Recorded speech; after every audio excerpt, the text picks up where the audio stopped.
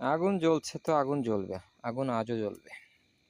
হাদি ছেলেটা আসলেই স্পষ্ট কথা বলতো, খুব শুনতে ভাল লাগতো। নতুন প্রজন্মের ছেলে তো, খুব সুন্দর চমৎকার মাস্টার মানুষ, গুছিয়ে গাছিয়ে সুন্দর কথা বলতো। অনেকেরই হয়তো ভালো লাগে না, হাদিকে হয়তো অনেকে ভয় পাইতো। যাক, তার জন্য দোয়া করি। কিন্তু কথা হলো মাসুদ কামাল, এই লোক, এই মাথামোটা লোক হাদিকে বলতেছে যে হাদি নাকি বেচারা। এই লোকও কিন্তু বলছিল যে আওয়ামী লীগের এত মানুষ, তাদেরকে কি বঙ্গোপসাগরে ফেলে দিব।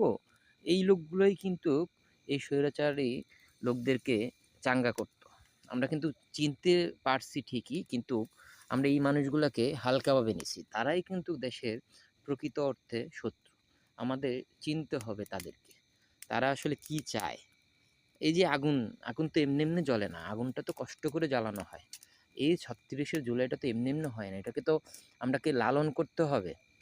হাদির মতন যারা আছে তাদেরকে তো আমরা সামনের সারিতে আনতে হবে। এখন তো কিছু মানুষ দিবে না হাদির মতো মানুষ সামনে আসতে, কারণ হাদি আসলে তো অনেকেরই মাঠে মারা যাবে, অনেকেই কথা বলতে পারবে না, অনেকেরই খাওয়া বন্ধ হয়ে যাবে।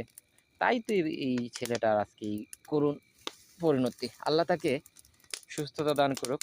সে আসলে অবশ্যই আমাদের মাঝে ফিরে আসবে ইনশাল্লাহ।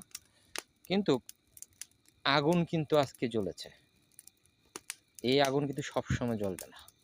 এই ৩৬-এর আগুনটাকে কিছু মানুষ চাচ্ছে এটাকে বানচাল করে দিতে। সবাই হুঁশিয়ার, সাবধান, চোখ কান খোলা রাখবেন। আর মাসুদ কামালের মতন লোকদেরকে বয়কট করুন, নয়তো অশান্তির শেষ নাই। আল্লাহ হাফিজ।